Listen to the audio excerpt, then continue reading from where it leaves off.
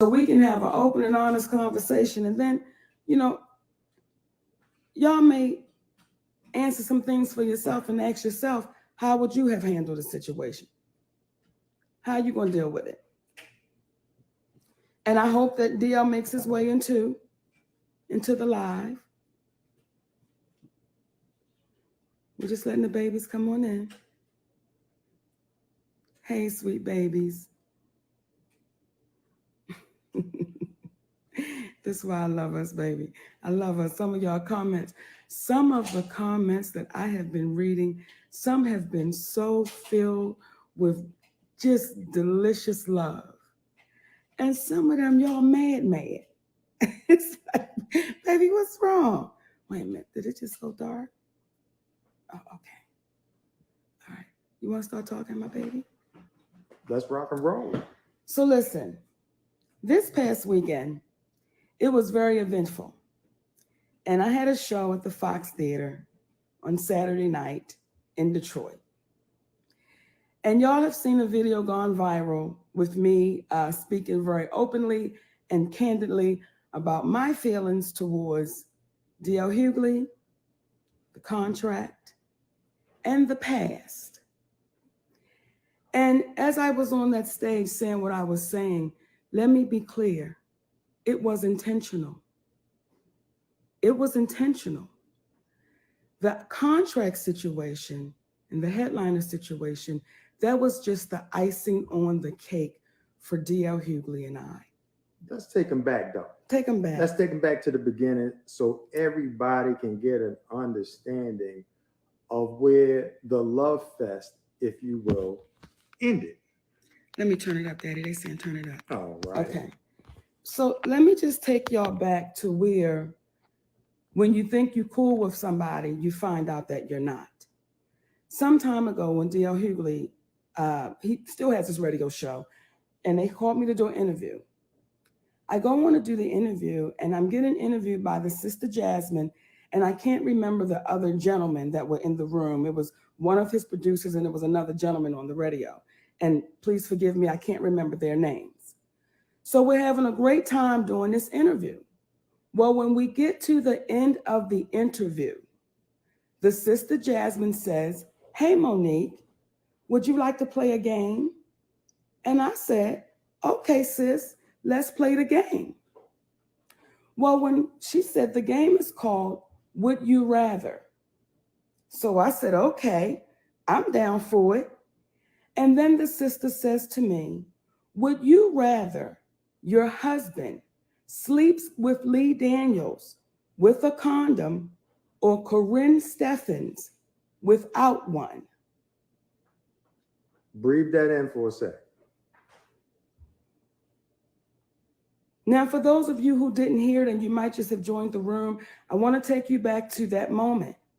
This sister, a Black woman, asked me when they were playing this game called Would You Rather, "Hey, Monique, would you rather your husband sleeps with Lee Daniels with a condom or Corinne Steffens without one?" Now, the question that I would ask anybody that's listening, is that offensive? Is that insulting? Is that going too far?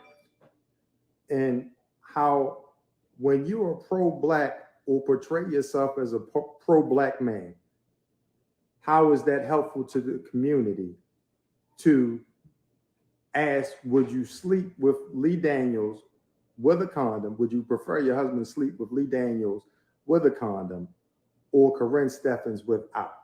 Because any way Monique speaks on it, what happens? You're downgrading the other person. Yes. And despite the fact that Monique and Lee were having a rift at the time, she refused to say anything negatively against them in that regard. She wasn't going to play that. But to your point, then what happened? So DL was not there that day. I said to his team, let me call D.L. Hughley, because what I know is that brother ain't down like that. He gonna have a problem with y'all saying that kind of foolishness. So I get D.L. Hughley's telephone number, and I call D.L. Hughley. And I said, hey man, I just did an interview with your people, and this is what they trying to run. Like, this is the game they trying to play. And DL's response was, that's just how we do. And that's what it is. I said, really, brother? So we attack families now? Like, what you doing? Like I said, that's just how we do. I said, DL, I would suggest you don't air that, because I don't think it's going to make you look good to the community. Now, if y'all notice, that never got aired, and I never said anything. Through the years, I never said anything. I kept it to myself, because what I knew was that I was going to see DL Hughley again. Now, after that situation happened, it let me know, for whatever reason, DL Hughley was not cool with me, for whatever reason. Then through the years, and I want y'all to hear me, please. Through the years, I've listened to this man talk about all that I'm not, what I didn't deserve. I was mentally ill. I was bitter. Me and my husband did poor business. I was selfish. I was fanatic. I was psychotic. Now, don't take my word, please. You can Google it for yourself, YouTube it for yourself. D.L. Hughley speaks on Monique. And through the years, my babies, I said nothing, because I knew the day would come that I would see D.L. Hughley. Now, for every interview he's done, I didn't get it from nobody else's mouth. I watched it for myself. And I watched this brother sit down with that white cat, Vlad, and tell this white man all that I wasn't, as the white man told him all that me and my husband wasn't. And I watched D.L. Hughley go in. Now, it ain't that he just goes in on me. D.L. Hughley has a habit of saying freely what he wants to say about anybody. Ice Cube. Come on. Angela Stanton. Come on. Kanye West. Mm-hmm. Like the young babies. Islam. The young babies, the rappers, Young Thug and Gunna. Yeah. See, and let me tell y'all, when I made that joke about you, D.L. Hughley, I didn't think you would get tender in your feelings, because you made the comment about the baby stage names, and you said, with names like that, don't you think they would wind up in jail? Well, that's what you said. Well, I thought I was coming back being clever, making a joke, because back in the day when somebody was on the DL, you know what they were. I don't think you're a homosexual man, DL. I was making a joke, and I can't believe you got tender. See, you got tender after you've talked for years. So let me be clear to you babies watching. Saturday night, I don't care where I went up on that stage, I was going to hand D.L. Hughley his ass, because through the years, I've listened to this man speak so freely about my poor decisions, my life choices, and he spoke as if we had a conversation sitting down talking. Now, please tell the good people out there what it is that made you go on his show to be blindsided by that question in the first place. What was it about your relationship that made you think he was a comrade in comedy? See, y'all, I'm one of them old school kind of girls. I'm one of them old school, round the way, down the block kind of girls. And when you get invited to my home, that means something to me. And this was back in the day. This was back in the 90s. And I was opening up for D.L. Hughley. And I was excited. He was doing a comedy club in Upper Maryland. It was the night of a Mike Tyson fight. So no one showed up. 10 people showed up to the show. It was no judgment, because everybody understood when Mike Tyson fight, the world shuts down. So for whatever reason, DL had the date. They booked me on the show with them. I'm excited. We get there. It's 10 people. I say, hey, DL, so the night's not a total bust. Why don't you and your audience, because they came to see him, come on back to my home? We can watch the fight. I'll fix some food. Let's have a good time. So I invite this man back to my home. Now, I don't know about y'all, but my home is my sacred place. But I invite him and his audience back so people wouldn't walk away disappointed that there was no show. So that's why I felt like from that moment to the moment I did his radio show and they tried to come with foolishness. I always thought D.L. Hughley and I were cool. Always. Never knew that he had so much to say. And had Brother DL, because regardless of the beef, that's still our brother. Come on. But had Brother DL simply said, I apologize that offended you, I apologize for catching you off, I could see how that could catch you off, because had my wife came on there and you said something like that to her in reference to me, that would have been insulting, because we are supposed to be protective of one another in that regard. But beyond that, because when Monique told me that that's what he said, I personally didn't take offense to him utilizing me.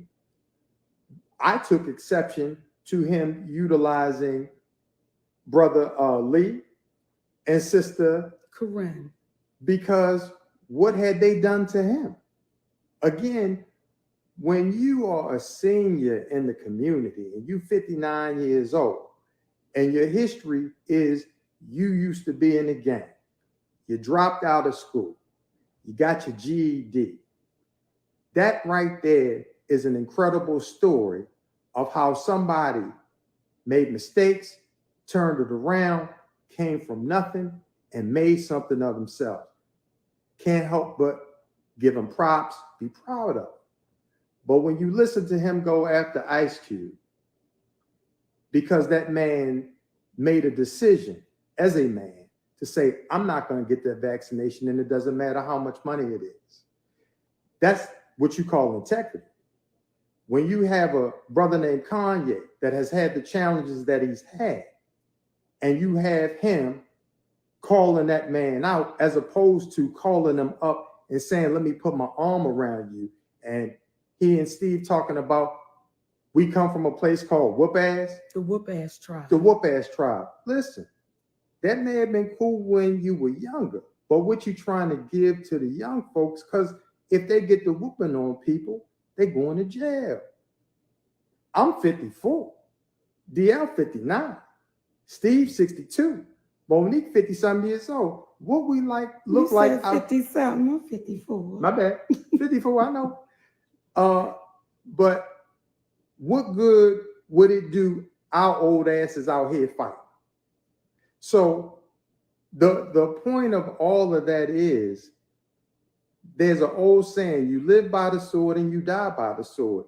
If you've been comfortable talking about Rizza Islam in reference to his opinion about a vaccine, if you're talking about our sister Angela Stanton and her views, but then she approaches you in the airport to see your personal opinion about it, but you call security. If you don't believe, okay, we sorry. Okay. We saying to you then, we shouldn't talk about people and then not have the same energy when we see them, when we talked about them. But that's what happens when you start with people that didn't start anything with you. Go ahead. No, baby, go ahead. And I want to address something too, because I want y'all to watch how people like D.L. Hughley will throw smoke and mirrors to try to distract from what it really is. If you watch the video of what I said, if you watch that video, I didn't say anything insulting in reference to that man's family, nor his beautiful wife. What I said is I feel sorry for your family. I feel sorry for your wife. Now, the other part that I said, y'all know what it was, and I'm going to leave it on the stage.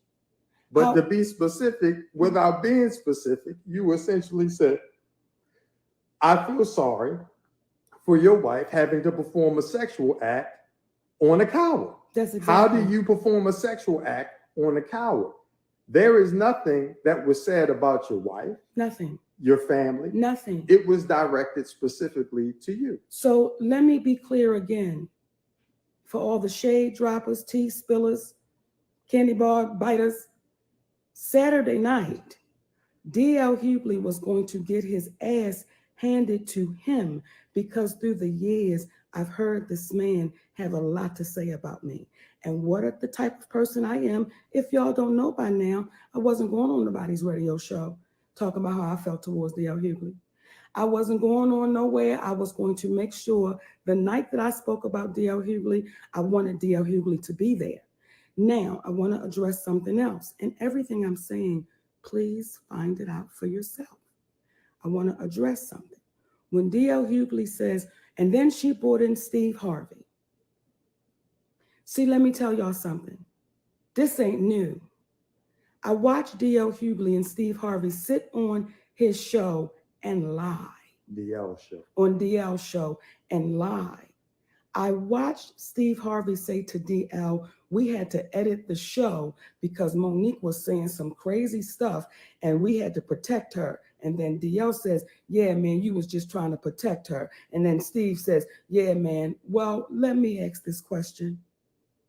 When did they get into the Black woman protection business?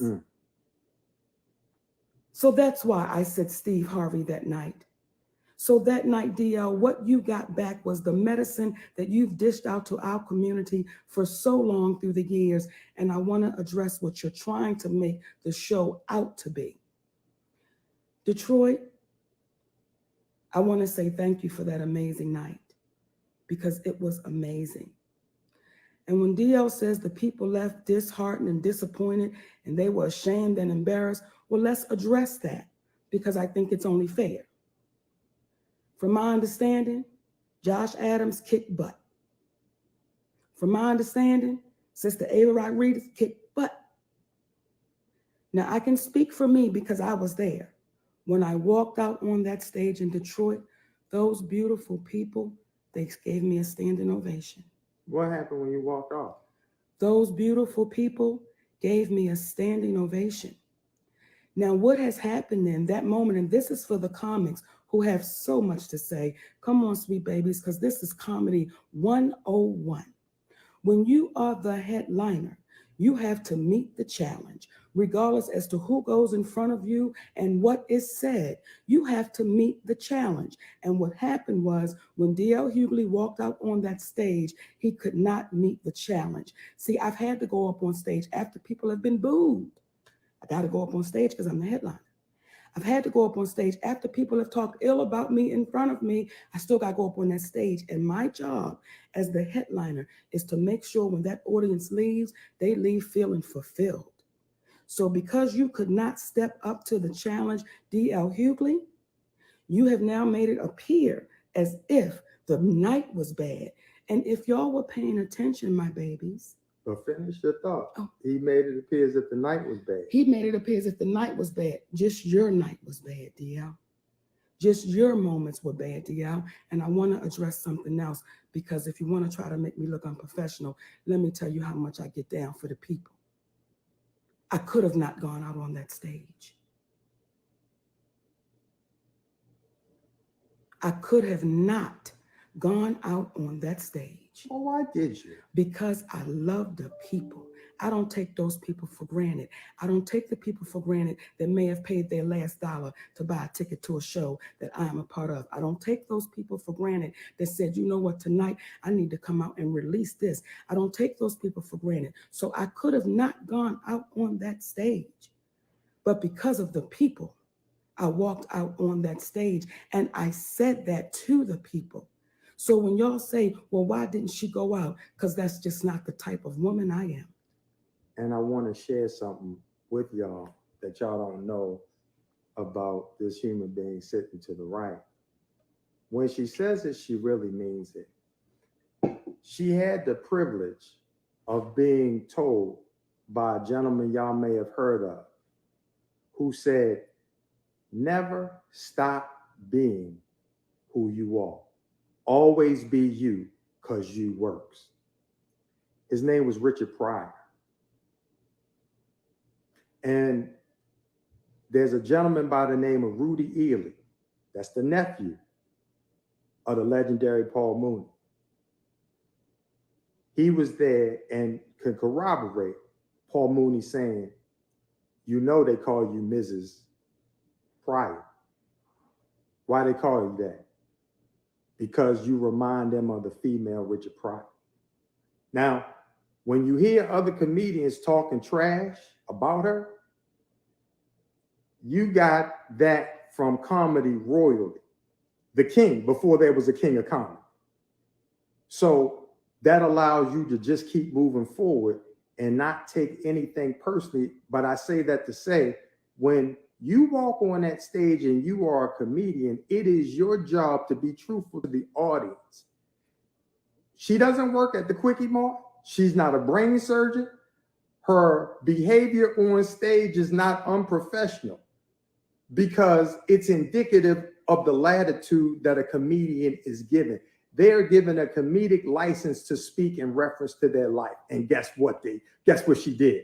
She spoke about her life because she would be doing the crowd a disservice to hold all that back and say nothing. And part of the reason why we're having the conversation out loud, because there are many of us who've been enslaved in our thinking to believe that everything that happens that's volatile, that could be construed as embarrassing, should be kept quietly. And what happens is, in self-defense, they teach women especially, if you are ever abducted in a parking lot, you must scream and yell because that is your best opportunity for survival. Because if the accoster, if the rapist, if the abductor gets you in the privacy of their home, you're at their mercy. Come on. So when you stay silent, you are at the mercy of the victimizer. But when the victimizer is trying to victimize you, it is your best bet to drag them out into the public end so they can take accountability for what it is that they've done. And that's what she did that night. And please, my babies, do your own homework. Pull it up for yourself. And then ask yourself, how many times am I going to get poked? How many times is people going to just start messing with people that's not messing with them? So again, what happened Saturday night? I'm going to say it again. D.L. Hughley was going to get his ass handed to him, because once y'all go back all through the interviews, I'm going to be shocked. I will be shocked if y'all say, Mo, I'm surprised you didn't get this, brother, a lot sooner, because it went on for years. And when Brother DL says Monique does what a lot of women do, and that's weaponized feminism. No, what a lot of women do is they get mistreated because they're feminine, because they happen to be women. So when a woman takes the course of facing her opposition head on, she's a bitch. She don't know what she's doing. She being disrespectful. I mean, what's the name of the book Brother Steve Harvey wrote? What was it called?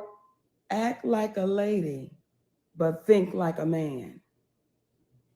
What? Do y'all see what we buy into? I'm not equipped to think like a man. I'm not equipped to think like a man. And why does a woman have to think like a man in order to be accepted? And then when a woman thinks like a man and dealt with DL head on, now it's a problem again. But I got to go back to this, Daddy. Go back to it. I can't believe DL Hughley. I can't believe Daryl Lynn, you are tender. Now, that has nothing to do with your sexuality. It has everything to do with your heart. I can't believe you that tender. I can't believe, and she was, what is the word he uses? Because he's using one of those words. It was vile. Oh, yes. I can't. You, brother, you are in your feelings. I cannot believe that, DL. And for the comedians, pay attention, baby. Pay attention. See, when you run your mouth about other people and you don't know who you running up into, and then you get to running into a brick wall, and then you want to play victim and fall out and act like you've been damaged. Come on. Like I said, I feel sorry for your family, brother. If I may. Yes, you may. Change in another direction. Change it. What we believe in is trying to put forth the facts because we love our people. Yes. And what a lot of individuals don't know is the people that he spoke about Monique having a problem with, he said they all are the same. And they're right. They all were people who stepped to her and she stepped back. Now that's the problem. If you notice throughout the years, what are the details associated with what makes Monique difficult? See, when they speak in generalities, it allows you to come up with your conclusion about how she was difficult, but they never go into the specifics. See, the specifics would be Monique has a problem with Oprah Winfrey and Tyler Perry. Oprah Winfrey for multiple reasons. Besides the fact that as a Black woman who privately said, and here's that word again, privately communicated to Monique and I that her position for not campaigning for an award was right and it was fair because everything she did was up on the screen. In addition to the fact that she had no contractual obligation to do anything for Lionsgate. When you have Tyler Perry, who privately admits the same thing, but also says, anything they ask me to do is what I'll do. When you have a billionaire who says, anything they ask me to do, I'll do, what begins to happen is they'll use his actions of compliance to put down everybody else. So Monique was supposed to do something for people that she owed nothing. Now, if you think that she was wrong for that, this is what I would suggest you do. When you go to work tomorrow, or if you're at work right now, go to your boss and say, listen, moving forward, I've been tripping. I've been looking for money at the end of the week for my job. Moving forward, I'm gonna work for you and let you make money off of me and I get nothing in return. If you think that what she did was inappropriate. The Black woman is violated so much that y'all heard the recording of Tyler Perry saying he was wrong and he was gonna make it right, and he is yet to make it right, but nobody is saying anything to him because he's Tyler Perry. There's a quote that goes,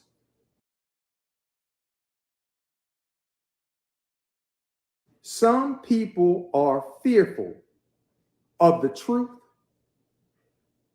They are fearful of hearing the truth because they are afraid it will destroy their illusion. We don't want nobody to take away our God. And we got to be connected more, not to who the celebrity is, not more to who's Black, not more to who's white, not more to who's a Democrat, not more to who's a Republican. We've got to be connected to what's right. And sometimes when you're connected to what's right, you got to face the ridicule associated, but we rather face the ridicule associated with doing what's right than face the personal ridicule that we would impose upon ourselves for standing there and letting wrong happen and say nothing. Now I want to address the contract and a deal memo. May I help you with that? Yes, Daddy. Yes. Please forgive. Go on, take your time. So, as not to freestyle, I pulled up the difference between the two. This will give you it in a nutshell. A memorandum of understanding, or the deal memo that D.L. Hughley presented to the people.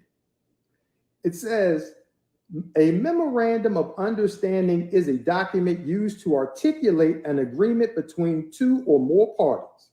The document is likely to detail the scope of the agreement, the length of the agreement, and the state how the agreement can be terminated. A memorandum of understanding is often used before parties are ready to make a formal, let me repeat that, a memorandum of understanding is often used before parties are ready to make a formal agreement. Parties can use a memorandum of understanding to outline expectations and responsibilities before a full agreement has been reached. Unlike contracts, However, a memorandum of understanding is not intended to be a legally binding agreement. As a result, parties can typically avoid the agreement with no legal consequences. Let me repeat that, and I'm gonna break it down in layman's terms. When they say, unlike contracts, however, a memorandum of understanding, which is what DL provided the community with, Yes. is not intended to be a legally binding agreement. By legally binding, that means that if you were to try to sue for what was not on a memorandum of understanding, there are no signatures. It is not legally binding. And the agreement, because he made the statement, oh, that came from his company. Well, the MOU came from UTA, which, as it says here, unlike contracts, however, a memorandum of understanding is not intended to be a legally binding agreement. As a result, parties can typically avoid the agreement with no legal consequences. However, that brings you to what Monique presented you with, which was a legal binding agreement. See, one of the key differences between a memorandum of understanding and a legal contract is enforceability. That means the key difference between a contract and a memorandum of understanding is enforceability. Contracts are created when two or more parties intend to create a legally enforceable agreement. Parties enter into contracts after an offer has been accepted with considerations. Parties to contracts are legally obligated to comply with the terms and conditions of the agreement. I'll repeat. I'll repeat. It says, parties to contracts are legally obligated to comply with the terms and conditions of the agreement. If a term or condition of a contract is breached, parties will face legal consequences. So, what does that mean? The documentation, hence the performance agreement that Monique provided you with, is a legally binding contract, which is the reason why, if you looked at the bottom of the contract, you saw initials on both sides, one from the promoter, one from our side. When he said this came from their company, it did, because the artist must have a standard contract she provides as a courtesy to the promoter, because they won't know what it is that they need in order to utilize her services for hire. We wanted to get that granular and specific because DL was comfortable speaking in generalities.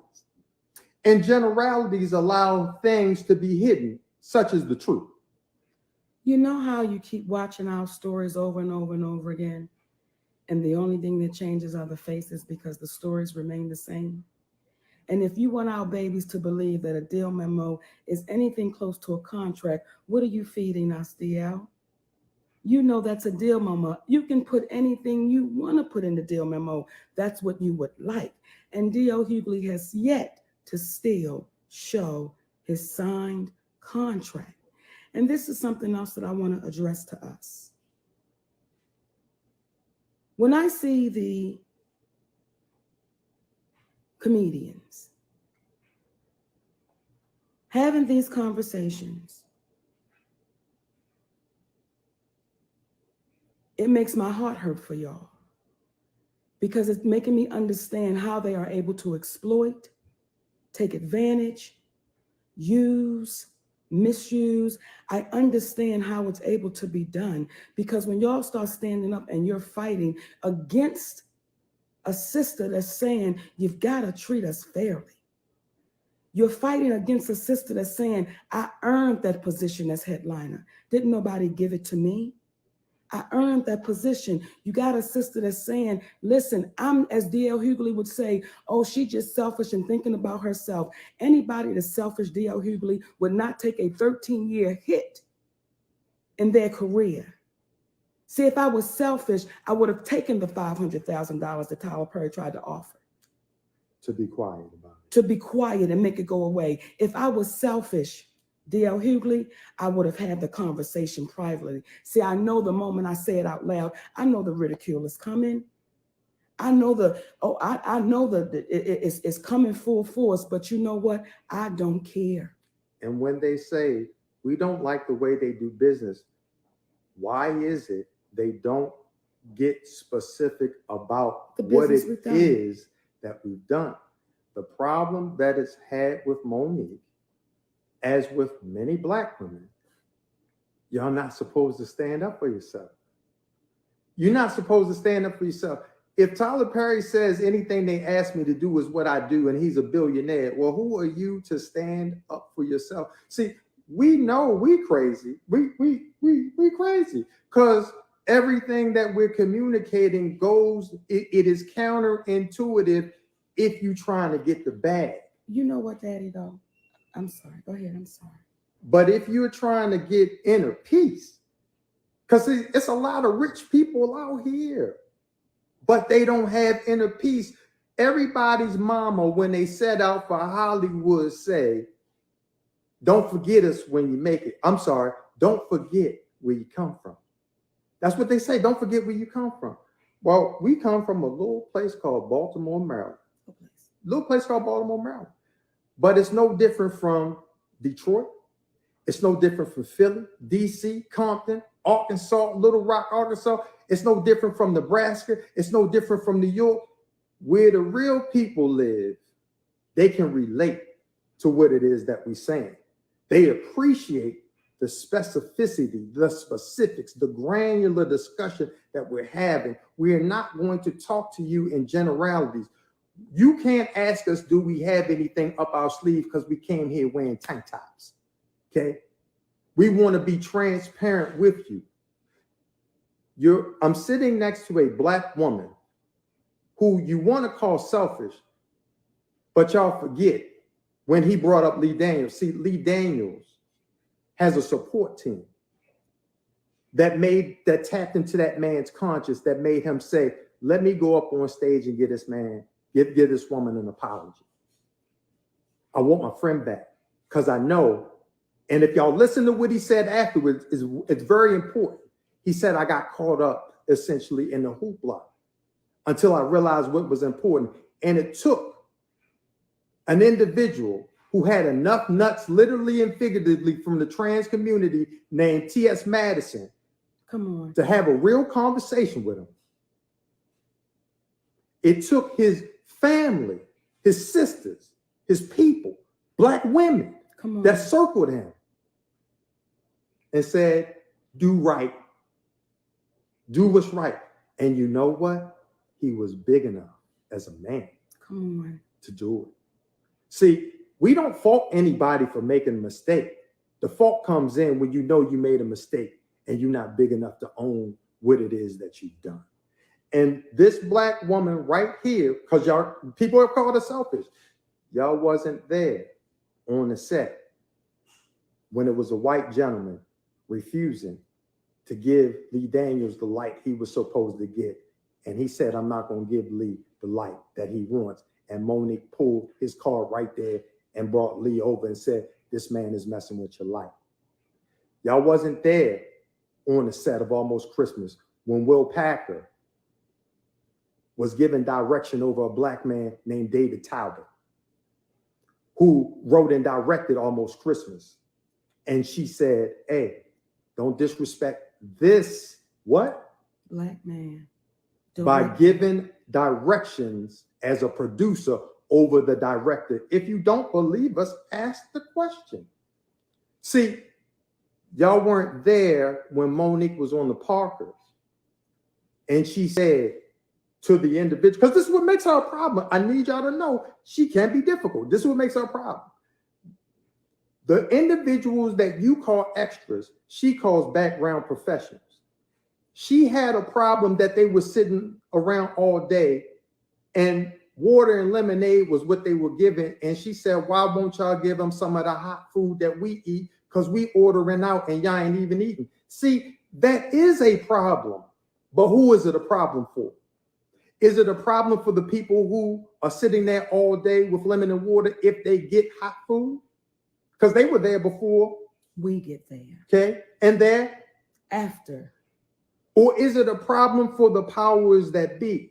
And you got to ask yourself, who is she having these challenges with? Is it the powers that be, or is it the people in the support positions trying to uplift the show. And it's the powers that be. Now, if Tyler Perry, if Oprah Winfrey had the courage to do the same thing, Monique never would have been blackballed for 13 years because they would have said, we can't ask that sister to do anything for us for free when we don't have a contract for her to do anything with us. Thank you, baby, because I want to address something. Get it. And I want you Black women to hear what this Black man is saying. I gave Monique a chance. D.L. Hughley said he gave me a chance. Well, here will be the question. To do what? Mm-hmm. What did you give me a chance to do? You weren't the promoter. No monies came from you. Who are you that you would be giving me a chance? The arrogance that you could speak like that, that I gave her a chance to do what, DL? And then if you're going to tell it, please don't mislead people. DL and I were scheduled to do another show together. I want us to address it, and I want y'all to do your homework. If you remember the Super Bowl show that happened in LA, there was a time that DL Hughley was on that show. And then there was a time that he just wasn't. But you were the what on that show? Headliner. I was the headliner on that show. All these other times that he speaks about, it never came across our desk. So stop trying to pull the wool over the community's eyes. And what I would ask of the community, what I would beg of us, stop being so quick to jump on the bus, whichever way it goes down the street. Be brave enough to listen to what it really is, not your emotions, not what you listen to, the facts of what it is. Go back and listen to what I said. I feel sorry for your family. I feel sorry for your wife. Listen to what I said. Listen to what I said when that man said, would your husband, or that woman said, would your husband rather sleep with these people? Ricky Smiley, would you be offended if someone said that about your loved ones? How about you, Roland Martin? Would you be offended if someone asked you that about your wife? How about you, Kim Whitley? And he was also speaking in reference to wanting to give Monique a chance, and his people have warned him against it, as if he had some sort of prophecy seeing into the future ability.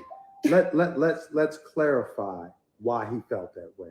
Why did he feel that way? See, there was a show that he was doing on TV One called the D.L. Hughley Show. Yes. They reached out to me to ask if Monique would come on the show. I informed them, per her statement to me, that she would not be coming on the show. Okay, thank you. Mm-hmm. Okay. You got it, sweetness? Okay. They then came back and asked, why? I said to Monique, would you like me to tell them? She said, please do. I expressed to them, Monique did not feel comfortable going on a show with an individual or supporting a man that she thought was a friend that would blindside her with the question that was ultimately putting our people down. So it was at that moment that DL knew there was a problem between Monique. But if you notice, he never made mention about that. Why not? See, we get into the specifics because we don't have anything to hide. I'm sorry, Daddy. The way D.L. Hughley is playing it is as if I just came from out of left field and just jumped on this man. No, D.L. See, what you can't erase are the interviews. You can't erase your words. Those are your words. You can't erase calling me mentally ill. You can't erase calling me all of these slick things, brother. That's what you said. And now you tender. Now you're trying to trick our community. So when you're talking about I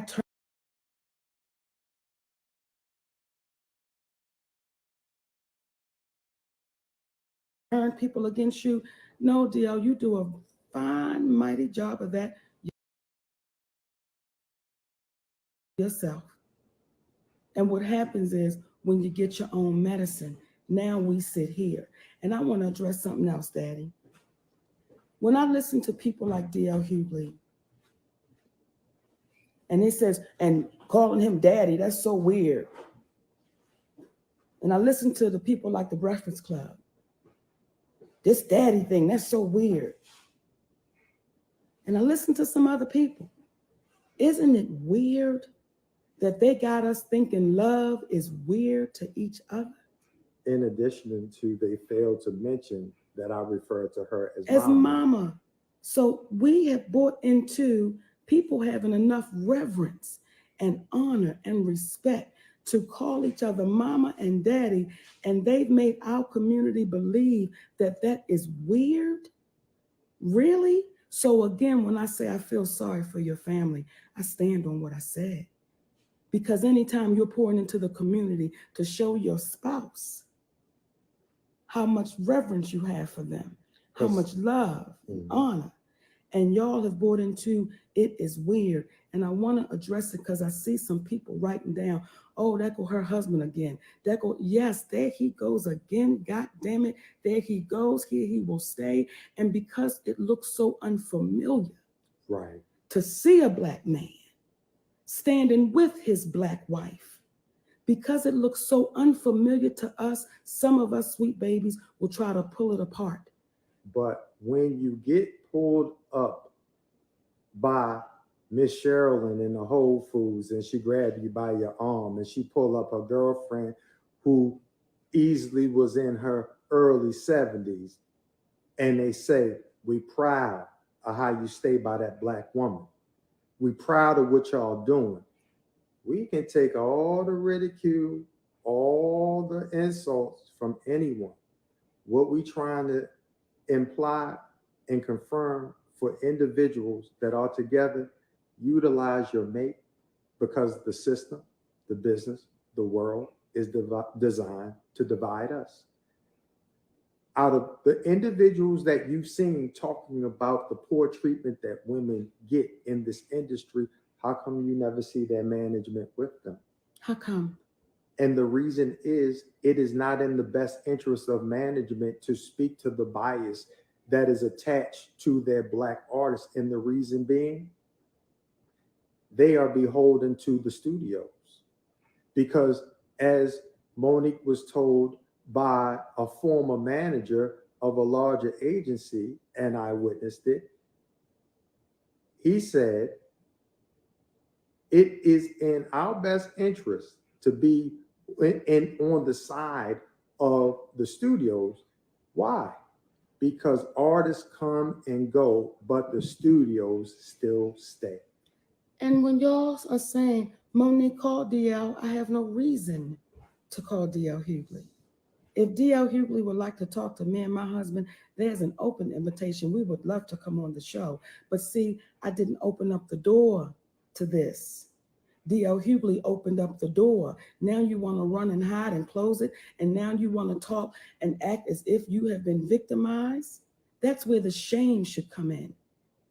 That's where the shame and the embarrassment should come in. See, there's no interviews y'all can find of me speaking about D.L. Hughley. There's not one interview in the history of interviews that you will find me speaking ill about D.L. Hughley. Not one, but there are several out there of him speaking of me. And others. And you're right, Daddy, because it ain't personal. And others. You run your mouth. And now I would like to address the dog and your dad, because I always want to make sure I'm playing folks fairly. See, really read what was written in reference to you having a support dog. Really read it, my sweet babies. Don't let a person like D.L. Hughley cloud your head on what he wants you to know. The words are there. The words are, a person that would need a support dog is a person that should never speak ill about anybody because they have their own concerns and issues that they're dealing with. Now, when you speak about your children and your family gave you that dog because you were really close with your dad and the love that y'all have, and you want to keep him with you all the time, I respect that. And I hope that your dad told you, son, don't mess with people that's not messing with you, because you're going to get your ass handed to you. I hope your dad shared that with you. So as you're walking the dog full of love in reference to your dad that is respected, I hope you take the principles and the morals and the values that Mr. Hughley fed into you to say, hey, brother, treat people like you want to be treated. Now, you treated Monique like you wanted to be treated. You talk shit to that baby for years, and then Saturday night, you got tender. How does that make sense for all the comedians that's watching? What are we teaching them, DL? Are we teaching them it's okay to act that way? For the older veteran comedians that got involved into this conversation right here and y'all started speaking foolishly, what are we telling the babies coming behind us? See, that's important to me. I know for some of y'all, it ain't important to y'all. You got yours, they got theirs to get. It's important to me what they see. It's important to me that they did see that contract. I'm glad you showed that contract. Sweet babies, if you are your own business, you should have your own contract. I don't know what kind of business DL does, that he would have a deal memo and say that that is a contract. And you now know, for those who didn't know before and those who heard, the difference between a deal memo and a legal binding agreement. That deal memo is not enforceable. So why would he give you a deal memo that is not enforceable in the court of law? Look it up for yourself. Versus showing you a contract, a standard contract that has been written up by our attorney. And please understand, in your 32-year history of being a stand-up comedian, how many times has this happened? This is the first time. And we understand the promoter needed to grow a pair and tell DL what this situation was, because he got on the phone with our attorney and I and said he couldn't understand why DL's people were acting the way that they were acting when we don't have a contract. I made a verbal commitment to him, but we don't have a written contract. Okay. Now, I don't know about you in 2022, because we don't have horses tied up to a stick outside for them waiting for us, where a handshake and your word supposed to mean something. The man said, I didn't have a contract. Now, he could have been lying, but DL provided you with a memorandum of understanding. A memo is what it said. You read it. So when you get a chance to see it, compare it, listen. Don't be afraid to go with what's right, because they will get you based upon who's popular. Don't do that to yourself. You're doing yourself a disservice. And I want to address it, Daddy. Yeah. For those of you who had questions about my professionalism on that stage, I've been doing this for a long time. I've been doing it for a long time. So for those of you who had questions about how I handle my stage performance, listen, that's my stage performance, and I'm unapologetic about it, Vivica. I'm unapologetic about that stage that I go on. Vivica who? Vivica A. Fox. I'm unapologetic about what I do on that stage. What you are not is a stand-up comedian by far.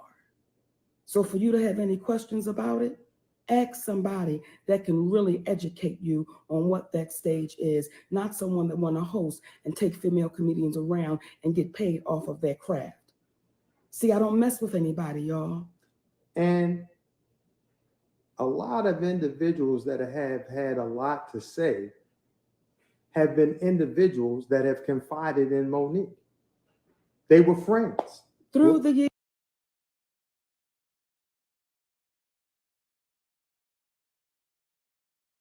Like Sister. It's like Sister Vivica, like Sister Kim Whitley, like through the years, y'all. So it is important for me to say this. It is important for me to talk to the little girls who is not here yet. It is important for me to talk to the babies who's in the 7th grade and 8th grade and 9th grade, and they thinking about getting in this business. It is important for me to let y'all know what to look out for. I'm obligated to do that, and I'm gonna tell you why. When y'all gave me the title of auntie, I didn't ask for it. I didn't sign up for it. I didn't campaign for it. I didn't write a letter. That's what you babies begin to call me, and I took it as an obligation And an honor. and an honor for a community to now look at me.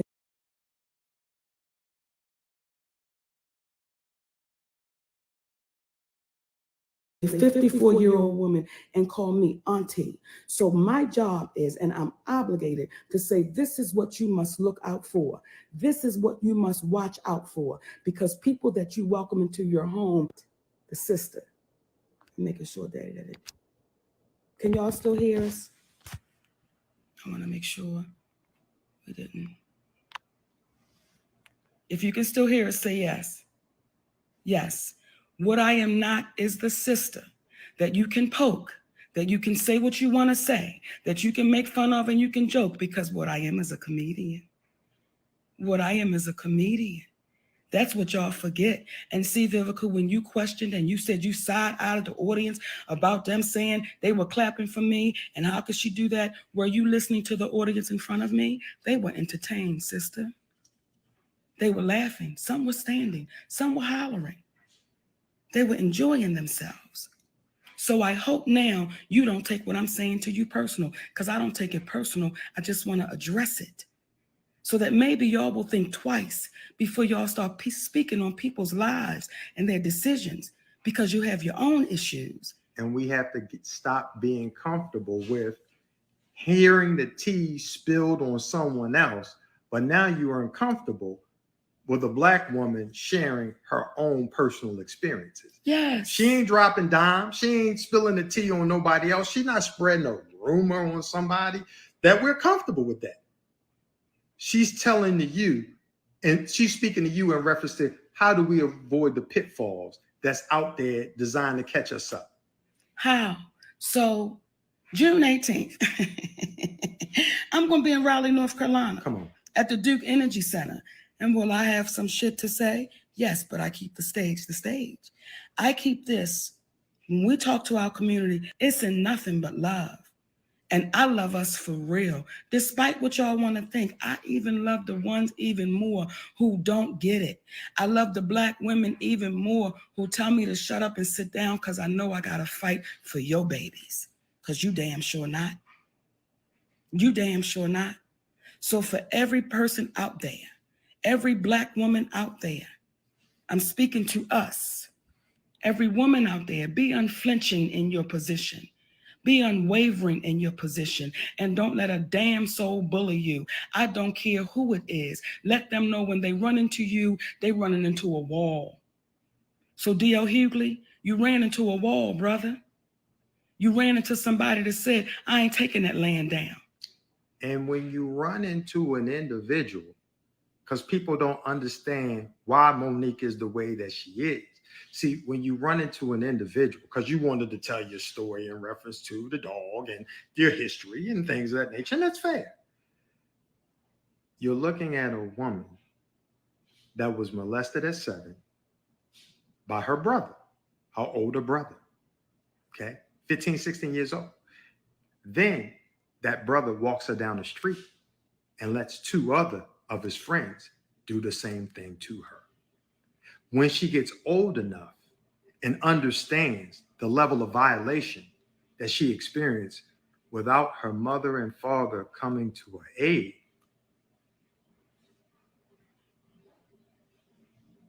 she realized, I gotta sometimes do this myself. I gotta fight. I'm not gonna let nobody else take nothing else from me. The only difference now is daddy and mama, we're gonna stand together in this and let folks know that's what you're supposed to do. They got us fooled in believing what we doing is odd, is wrong. No, we supposed to stand together and uplift our community. And Black men out there who out here attacking these Black women for taking a position, that's a sign of weakness. That's a sign of weakness. And I want to shout out the good brothers like David Banner. Come on. Come on. I want to shout out the good brothers, like our main man from Full Force, Bow-Legged Lou, Come on. who always shout us out. Come on. Okay, they supportive and say, stand strong. Come on. Maurice Duncan, that y'all don't know, but that's my man. He's a PR cat. They get some of the baddest cats on there. We can't forget Mr. Nashville. Can't forget Brother Larry Nashville. Cannot. And I want to shout out a sister. Couple of them. One sister's name is Corey B. Come on. And that sister goes on the road with me. And when that sister told me after it was said and done, not when it was happening in the moment, when I found out people were putting her off of shows because of her relationship with me, and she looked at me and said, if you rockin', I'm rolling, bitch. I don't care about them people putting me off them shows. See that sister right there? She one of the baddest in the game. But there's another sister in this game that is a legend, that is a vet, that is so brilliant in what she does. And that sister's been calling me the whole way through. And her name is Roseanne Barr. Come on. The one we tried to throw away. See, I can't name the other Black female comedians that say, hey, sis, I'm just calling to check on you. Just want to make sure you're good, because the fight is for y'all, God damn it. Because if she's sitting here with some of the most prestigious awards, she's sitting here as the only comedian in the history. And some people will say Whoopi Goldberg. No, she's the most brilliant comedic actress in history in terms of what she's done. She's a monologuist. But in terms of a stand-up comedian, Monique is the only female stand-up comedian in the history that is of color to have ever won an Academy Award. And you can tell me about the white one that's won it. A 22-year running sitcom, the first Black woman in the history of the game to have a sitcom go 5 years, 100 episodes. But y'all didn't know that, and they don't want to talk about that, and they want to keep it quiet, because if you don't speak about what it is that what you've done, then it's like you've done nothing. And DL, let me address you on this, brother. When you say it's what you're doing right now, see, you've made people believe I've stopped being a stand-up comedian. Come on. I've never stopped being a stand-up comedian, baby. I've been out there on that road doing my thing the whole time. So stop trying to put a false narrative out there. That's Steve Harvey's big word. Stop trying to put a false narrative out there that, oh, I just disappeared. No, brother, Hollywood doesn't stop the show. You know that, DL. You've been in those comedy clubs. As a matter of fact, there were times you was leaving and I was coming. We didn't stop doing what we do. So why ever would you try to feed that into the community? And I also want to thank Brother 50. Come on. Curtis Jackson. Come on. You didn't have to say what you said. Come on. But you did. Appreciate you. One Black man to another. I want to talk right to our baby. From one Black woman to that beautiful, pure-hearted Black man. And let me be clear. I'm saying Curtis 50 Cent Jackson is of pure heart. So when y'all get to talking about, oh, 50, you next, oh, that's a man, that's a king. He's of pure heart, baby, and he's principled. See, we have conversations offline and people got to saying, she ain't thanked 50 and she ain't said nothing to 50. We don't have to have our relationship online. And that brother ain't said nothing. When people tried to turn that thing into something ugly that it was not. So again, for you, brother, Curtis. We love you. We love you, baby. And there are those out there that we don't know your names. We want you to know we love you. We want you to know, for the ones that's been down with us, been rocking with us, been buying the tickets, we love y'all and thank you, my babies. So we appreciate y'all joining us on this live. DL, an open invitation. And I want to share one thing with you. Share it, baby. Leave you with this. Something I heard, this ain't from me. It says, the individual has always had to keep from being overwhelmed by the tribe. If you try, you will be lonely often and sometimes afraid. But there is no price too high to pay for the privilege of owning yourself. We love y'all, my sweet babies. For free. I love you.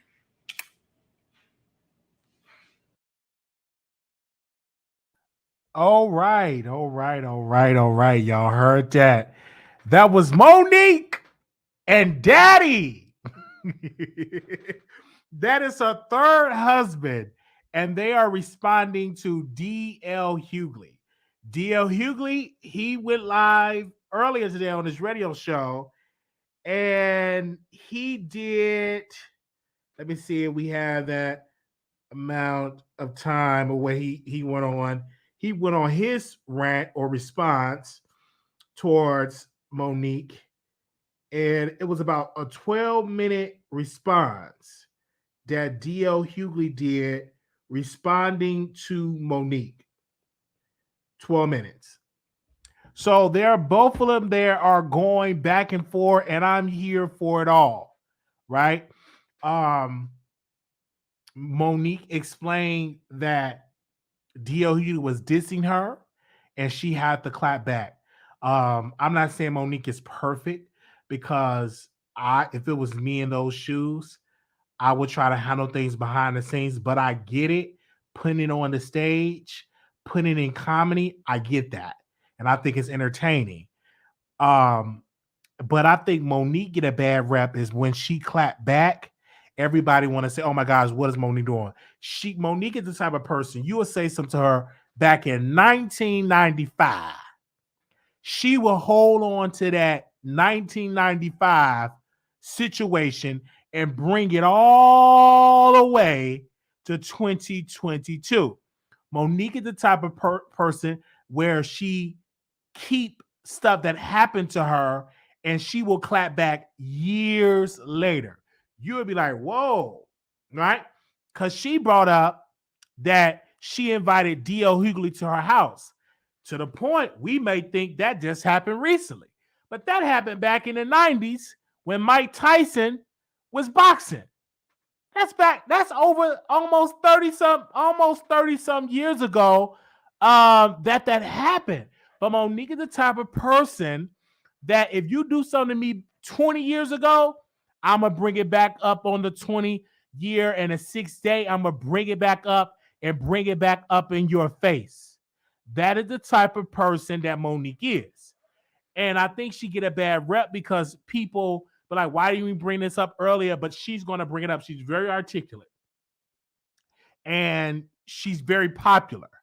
And what I think D.L. Hughley tried to do, he tried to defame her in a sense to say, well, it's Oprah's fault. It's Lee Daniels' fault. It's Steve Harvey. Oh, now it's my time. He tried to play into that narrative, but it didn't work because she had facts. She had a contract. You had a memo.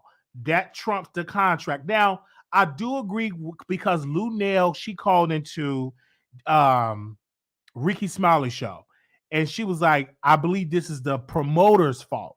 I believe this is a promoter's issue versus it being a D.L. Hughley issue. It could possibly be that the promoter put both acts as the headliner. The promoter probably was being messy, and it worked because now all of this drama, all this trumped up, it gave Monique publicity. I was listening to DD in the morning, and they were talking about the situation. I was listening to the Breakfast Club. They were talking about Monique and DL. So this is bringing a lot of attention to both people, and they're going to go to the shows to see what else is Monique got to say. So I think that's very smart and strategic on Monique to always insert herself into headlines to get people to go and to listen to her stand-up comedy. Because what it's going to do is going to bring a lot of people to say, okay, I got to go to her show. Who is she going to drag next? And she really threw shade at DL somehow. He didn't really do that good because you didn't really see DL clips going viral. The clips that you seen going viral was none other than Monique, and you see her get into her run. So and I'm like, whoa, she was running. Okay, so what I'm gonna do is I'm gonna open up the stage and I'm allow you, the public, to call in or come on StreamYard. All right, we're gonna allow you all to call in, or you can hit the link and you can come on StreamYard. We do want to say if you want to be notified when I go live, text Wiley right now. Get your phone out, text Wiley and text it to 888-534-4939. Text the word Wiley, Wiley, to 888-534-4939. Text Wiley to 888-534-4939. You would definitely get the notifications when I go live. You will never miss another live. You always get it sent directly to your phone, and it is free to do. So if you want to come on stage and speak to me, I will open up the phone lines as well, because I know some of y'all from the old school, you may don't want people to see your wig. You know you want to be on the phone lines, and that's understandable. So I open up the phone line for the old school, because I know you know some of y'all. I get it. You want to be on the phone line, but I get it. So listen. I'm on Monique's side. I think she's funny. I never went to a D.L. Hughley show. Never been to a D.L. Hughley show.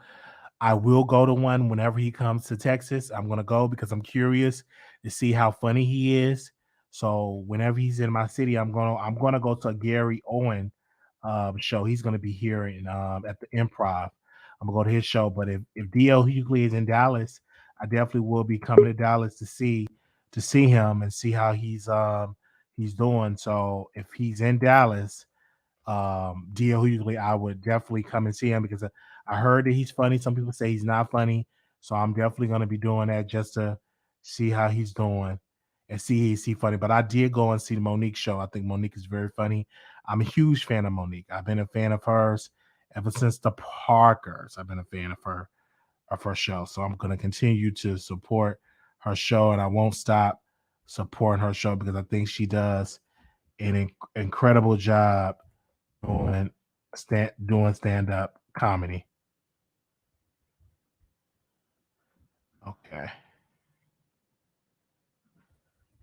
Give me a second. All right.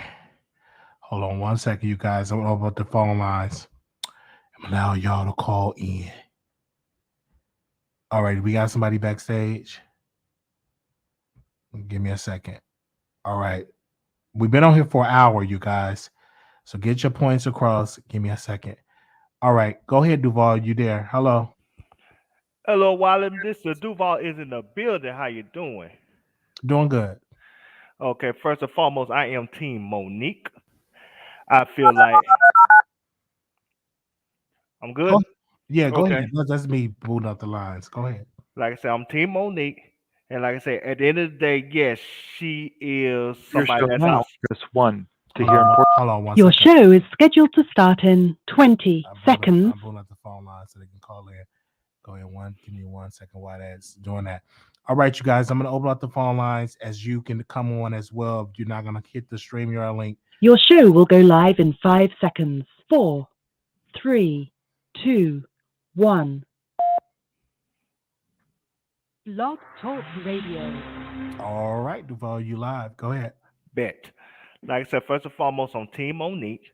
Yes, she's outspoken. Yes, her words can come across as aggressive, and that is a stereotype in the African American community when it comes to women being the bitter black woman. But at the same time, she has not told any lies.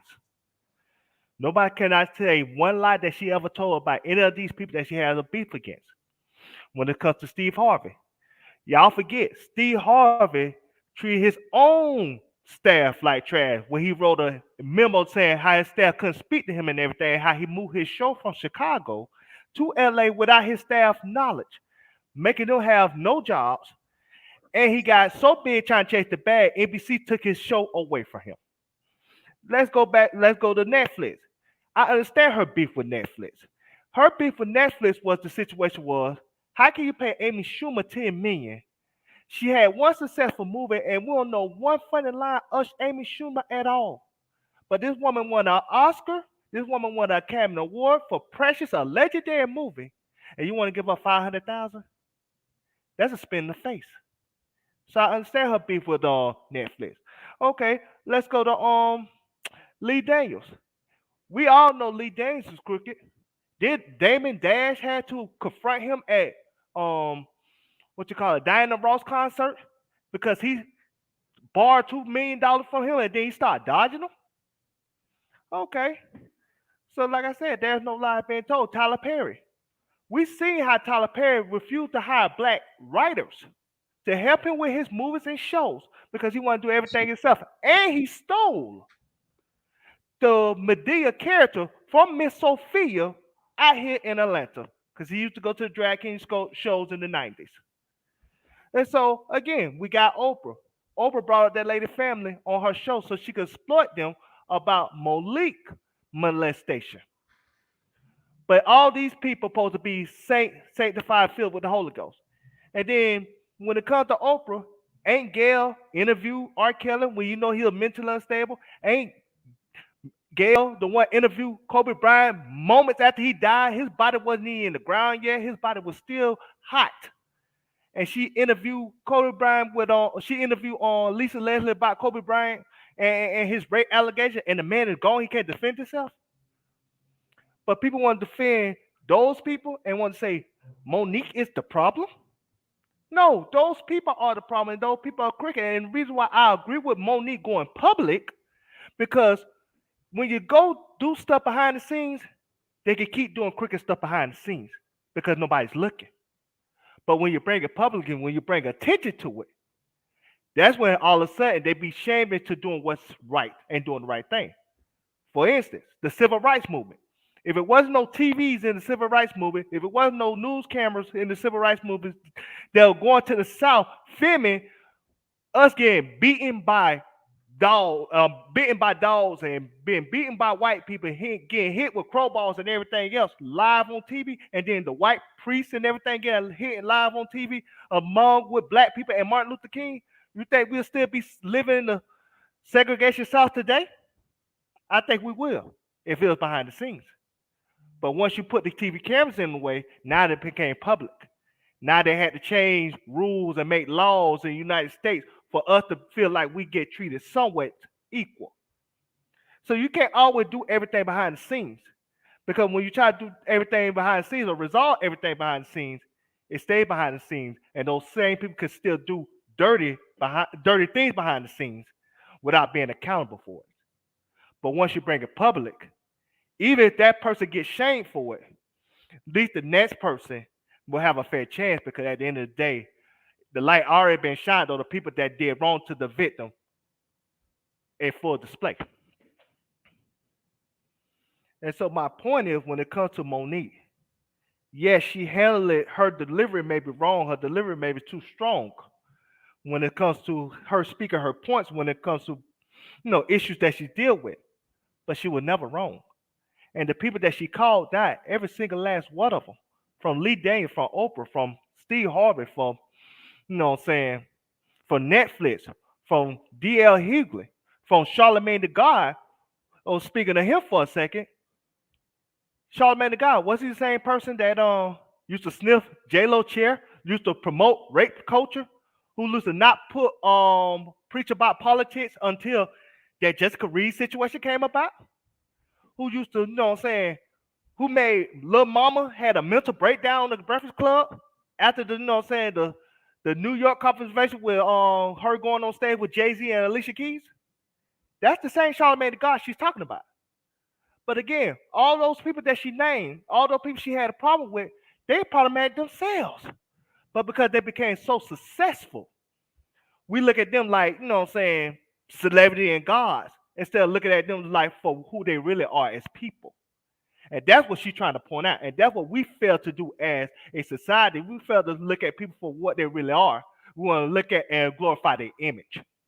And that's where we go wrong at in society. Instead of playing everything base by base basis, if that makes sense. All right, that was it. Thank you so much for calling in. I You can get appreciate one. you, brother. I'm glad you had me on. Thank All you. right, no problem. Okay, so I have the phone lines open up, and like I said, a lot of people have a whole lot of stuff to say, and I think Monique, because she's a woman, I think that, and she's a black woman. People will question what she does. But I can agree when Monique had problems with not getting paid fairly, she spoke up. And after her speaking up, you have Viola Davis speaking up about the pay.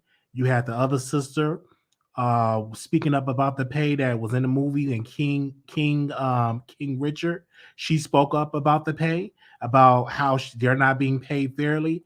But when Monique spoke up, she got dragged. They didn't want to hear that.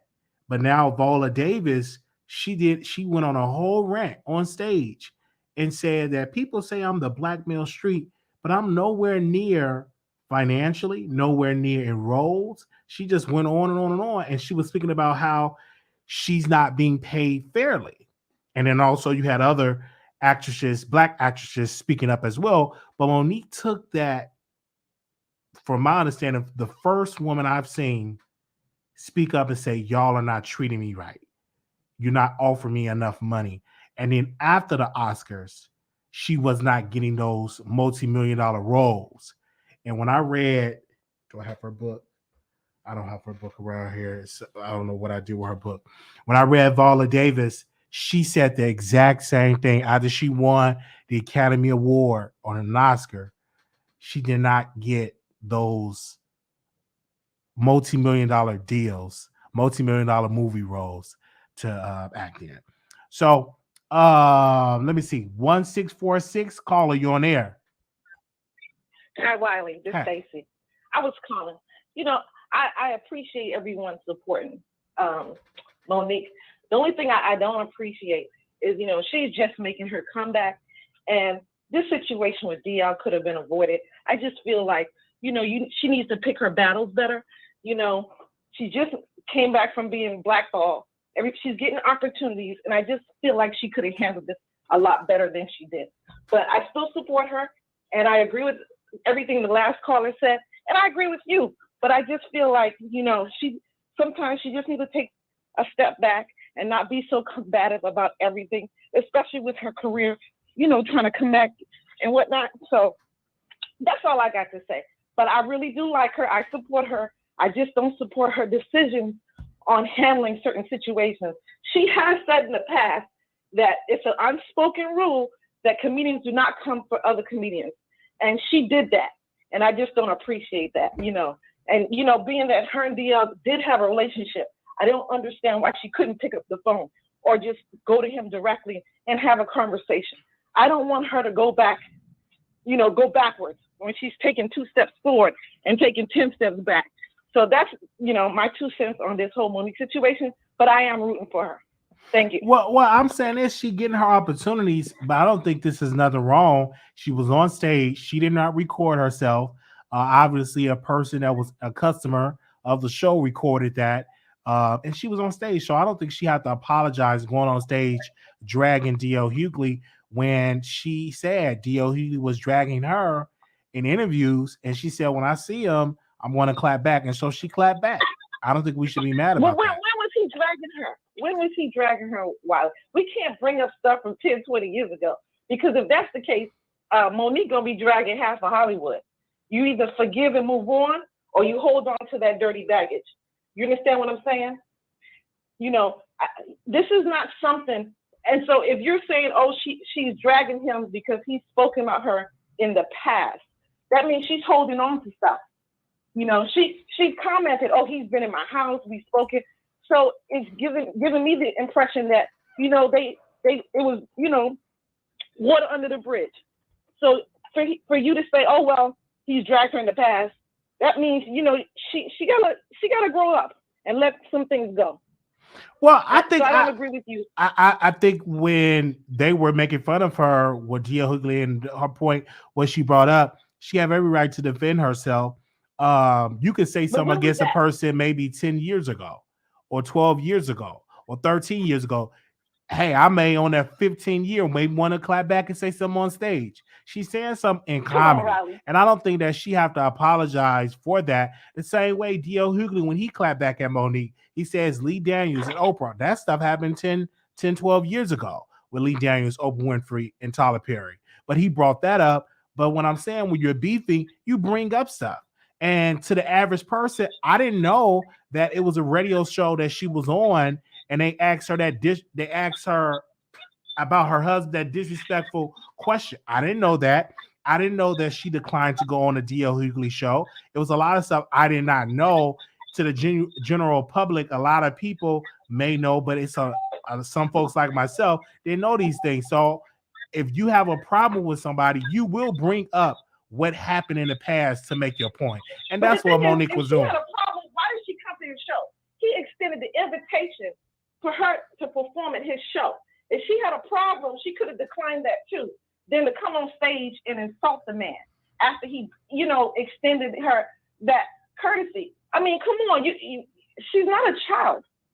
Nicki Minaj said, I don't care how long it takes to get an eye back. Nicki Minaj said that in one of her raps. I don't care how long it takes to get an eye back. And So you gonna repeat ignorance? What I'm saying is, I'm just saying, that's what Queen Nicki Minaj said. So I mean, you can't tell a person to be over it. You have to say ignorance, and so you're gonna repeat it because it came from her. That doesn't make it any more valid. Okay? Come on. We need not keep going after each other. We're already a divided community. She keeps saying, oh, pro-black women, pro-black this and that. Then she needs to lead by example. Stop with this ridiculousness. I'm sorry, I can't support it. And you trying to say, okay, well, Nicki Minaj. No, we need to stop this cycle. We're already a divided community. She should have not used this opportunity to come for him. He extended the invitation.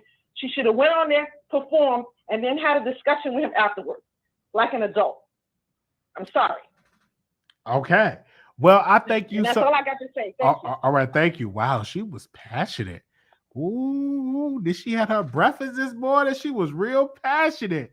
0080. Yes. Hi, Wiley. Hi. I'm so happy to be able to talk to you. Okay. This thing with Monique and D.L. Hughley. See, I think that people don't understand that, first of all, first let me correct that caller that was just before me. D.L. Hughley didn't extend no invitation to Monique. She said that in the program that she just had. That came from the promoters. D.L. Hughley didn't pay her. That wasn't his show. The promoters put that show on that were promoters in Detroit, and they're the ones that extended the invitation to Monique, and they're the ones that paid her. D.L. Hughley didn't have nothing to do with that. Now, he had an opportunity to say, yes, I'll be there, even though she's going to be there, or no, I won't be there because she's going to be there. And in that case, they could have got somebody else. He's replaceable. That's first. Second, Monique is a raw comedian. Her style of comedic has been the same ever since she started. She's a raw dog. Now, a lot of other comedians get up there and they make jokes and they talk about their personal stuff. Now, Monique got up there and she included this thing that upset her that was in her real life into her show. But now she's a wreck. She's a dog for it when other comedians do it all the time. They get on stage and they include things that happened in their personal life that upset them, that had them, Richard Pryor got up there and talked about how he burnt himself up, smoking crack, and there's other comedians that got up there and talked about how other people did them wrong. Dave Chappelle, other people got up there and did it, but now Monique does it, and she's a dog. I think, and we know Monique's style. If Monique get up there and talk about anything, she's not going to do it in an elegant way. She's going to do it in her same raw style, even though that's not the way she is off stage. that is the way she does her performances. I am riding with Monique and all the people that are against her because memo is just what he said. A memorandum of understanding. Listen, we got this understanding, but a signed contract rules all day long over a memo, an unsigned memo. So, in my opinion, Monique was right to be upset. And even people were talking about she doesn't have any control over her emotions. She absolutely had control over her emotions because if she didn't, first of all, she wouldn't have went on and performed. Second of all, she would have waited for DL to get there, and she would have went and stormed him and asked him what do you mean you ain't going on? And it would have been a big hoop-de-doo right there. But because she had emotional control, she waited and she included her frustration into her show. And people laughed. It was funny. So all this stuff, people who never rode for Monique, they ain't riding for her now. And people who did ride for her, they can see the logic. But a lot of people, they want to, if they're going to hate you, they're going to hate you whether you're right or wrong. Whether what you're doing is acceptable or not, they just going to hate you. So that's where I'm at. I'm Team Monique. All right. Well, we thank you so very much for calling in. All right, we're gonna go. All right. Thanks, Wiley. Thank you. We're speaking about Monique. She and her third husband, Daddy, aka Sydney, did an Instagram live, and they responded to DL Hughley. Let's go to the end. If you want to call in and speak on it, the number is 646-716-8447. 3103. Caller, you're on air. Last four, 3103. Hello? 31. Hello. Yes. Go ahead. You live on the Wiley Show. Hi, Wiley. I like to know, why is it hard for people to comprehend that Monique has a right to take up for herself and that she was the headliner that night? What's the problem? Why are people labeling her as being difficult to work with because she takes up for herself? She was the headliner for a reason. That was it? Yes. All right. I'm trying. I mean, do you agree or disagree? Did you know she was the headliner? I did. Yes, I believe she was the headliner because she showed the contract. Okay, so why is it people are making it as though she's a troublemaker when all she was doing was taking up for herself? I heard that. I mean, really, it's sad. And I don't care how many people she has had to argue with because they were wrong, especially Lee Daniels. She made him a pretty good damn penny off of Precious, and then he became indignant. And DL Hughley, he doesn't have any new material out, and he is no better than Monique. So what made him think he had a right to do what he did, stepping on her toes? It's sickening to me.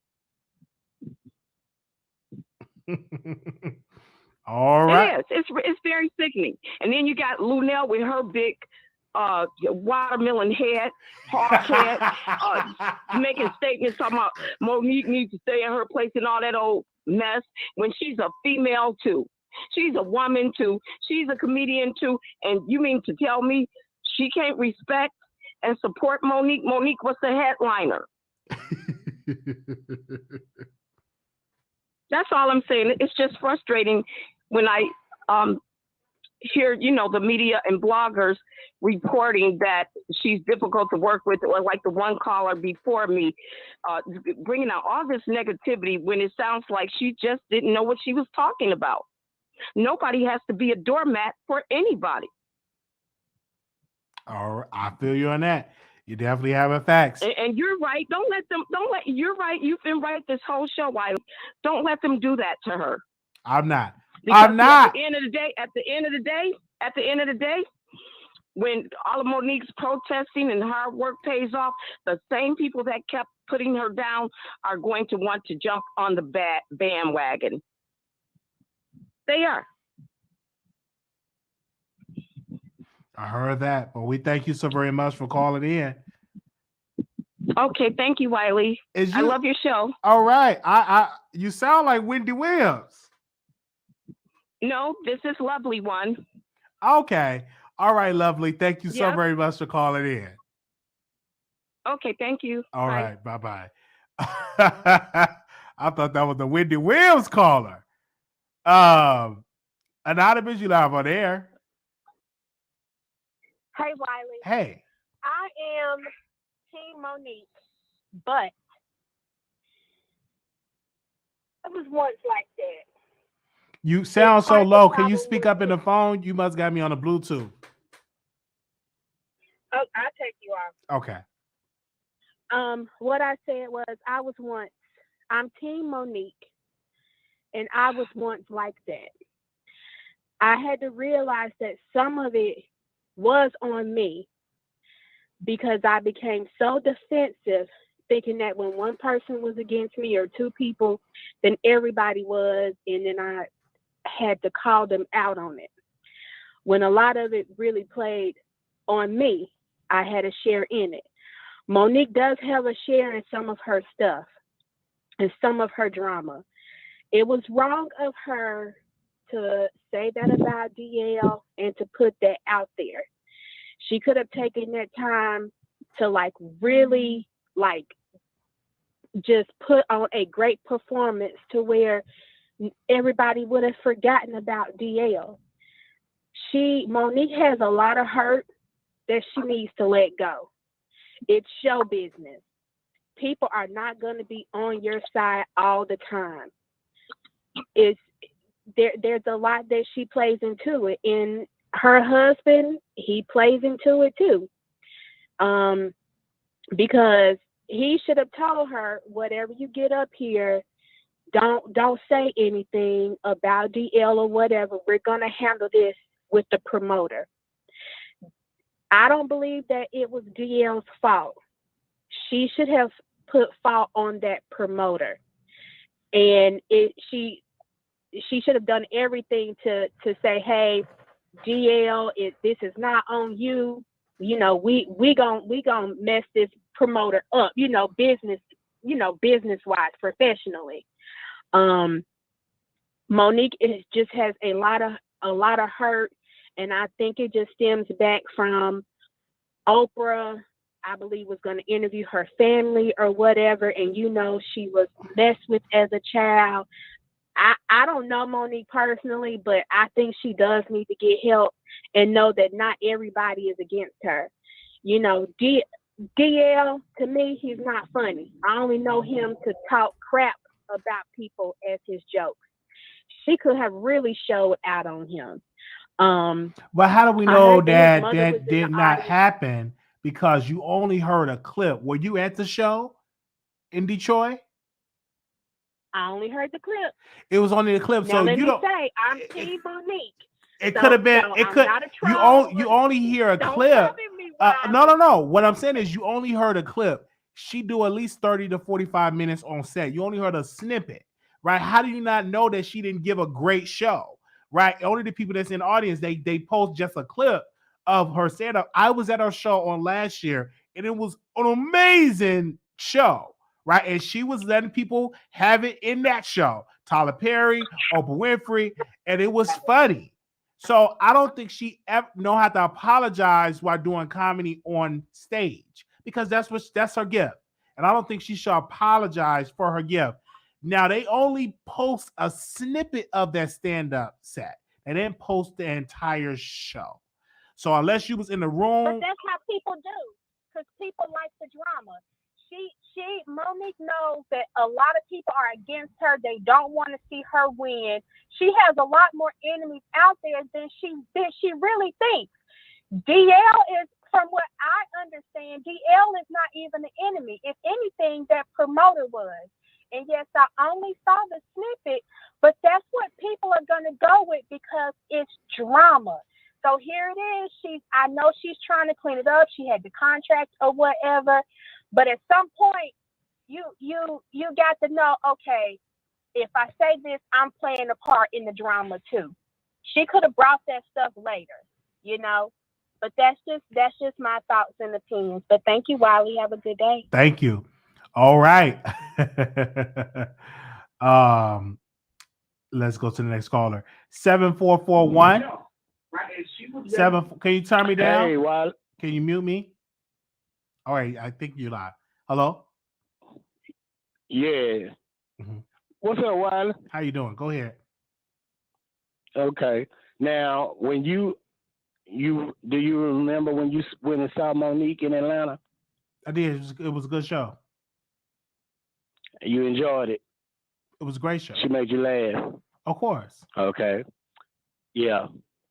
Let me say this. The views expressed belong to me and have no reflection on the Wiley Show at all. It's all these female callers, and I'm not trying to be sexist or nothing, but only a whore will let people talk about them and not say nothing back.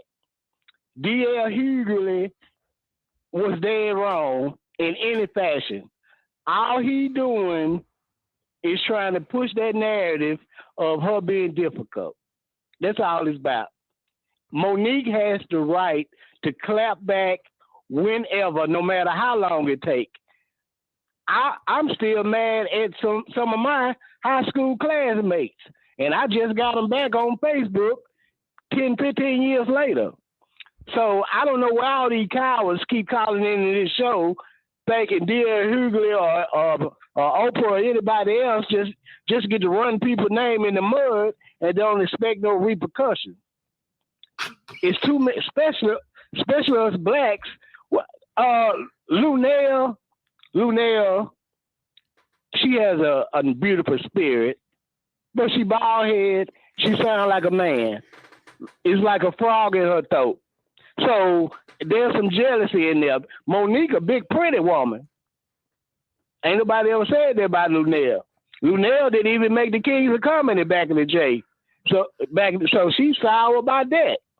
So it's a lot of people calling in that work at Taco Bell and they letting their supervisor run up in them, but they still the fry girl.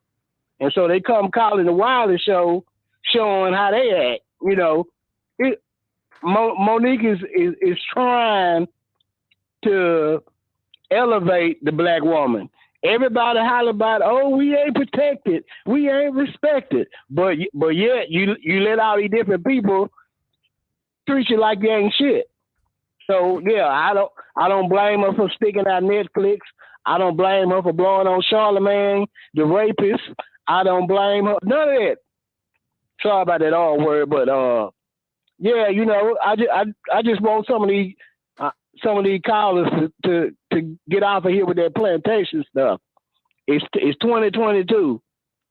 We can't elevate if y'all still stuck on the plantation. You heard me? I hear you. Okay. All right, Wiley. Appreciate it. Thank you. All right. Y'all heard him. That's Uncle Freddie. Uncle Fred. 4596. Hello? Hello? Welcome to the Wiley Show. Hello? Welcome to the Wiley Show. Hi. Thank you. I was calling in. I'm kind of on Monique's side. I say that because I guess not because I'm a black woman. I am a black woman, but I just think when we speak up or say something, it becomes problematic for other people. And what people don't realize that we all we got. The black man, not all of them, but a lot of them ain't standing up for the black woman. And I don't like that they actually went public with it. And I think who could solve the problem and make this make sense is the promoters. Only thing the promoter has to do is say, listen, I'm going to call you DL, I'm going to call you Monique, and I'm going to tell you who was the headliner. That's it. But what you said made a lot of sense. Maybe they are doing it so people can buy the tickets or whatever. But I just think because Monique is outspoken, people look at her as a problem. I don't see her as a problem if she's right. Yes, defend yourself. And there's nothing wrong with her calling her man daddy and he calling her mama. So what? A lot of people do that. Ain't nothing wrong with it. He didn't say bitch. Excuse me. He didn't say, nothing negative. Have a good day. All right. So thank y'all so very much. Make sure y'all hit the Cash App because these people are slipping out cussing words. We know we don't cuss on this platform. Hit the Cash App, $ Marquise Wiley 28. Hit the Cash App and support our show because these people slipping cuss words all the way through. Y'all see my crutch? You see that crutch? Hit the cash. These people is just, I don't understand. It's a blah. It just spit out. Y'all know it's no cussing over here. So make sure y'all hit the Cash App. Oh man. I just don't understand. I haven't said not one cuss word when I was there. Not one. Not one. But y'all, it better be a good donation. Send the 1111. Y'all know my favorite number is 1111. Okay, and it's the first. I know it's rent day. Some of y'all got y'all extra coins. Make sure y'all send it over here at the show. But like I said, I am on Monique's side. I'm on our side. I love Monique. That's great. Thank y'all so very much for calling in. We're going to come back because I'm going to do another video. There's a little something for the fry girl at Taco Bell. Okay, thank you. Hot Mess History, what T said. Thank you. That was amazing for that. We will be back because so much stuff that's going on that we will definitely come back on the show. Save the custom. Yeah, save the custom for station head. Save the custom for station head. They said we all can give 1470. Yes, you can. You give $1,470. That's good. Right in there. I'm going to send a text. When I come back, I'm going to send a text. I'm going to send a text when I come back. I'm going to send a text when I come back. So it's very important that you sign up on the text list because you will definitely get the notification. Let me post it on the screen for y'all. All right. Text Wiley to 888-534-4939. And it's free to do. And you will get the text when I go live. All right. I'm not going to tell y'all the time. I'm going to just send the text as it gets directly to y'all phone. All right. Have y'all received y'all text? All right. And right now, I did a poll out of 522 votes. 36% said D.L. Hughley. 64% said Monique. I'm going to say it again. Out of 525 votes, 36% said D.L. Hughley. 64% said Monique. Wow. Majority of the producers, the Wiley Show producers, is on Monique's side. Majority of the producers is on Monique's side. That says a lot. We thank y'all so very much for calling in. Make sure y'all subscribe to the show. Thank you. The poll is completed. All right. Make sure if you want to sign up for the text list, I'm going to say it again. The text list, you text Wiley to 888-534-4939. One word, Wiley, to 888-534-4939. And it's free to do. Thank you. We will see you all in the next live. Peace and blessings to you all. See you on the next live. Peace. Make sure y'all comment and let me know how I did. Oh, that's the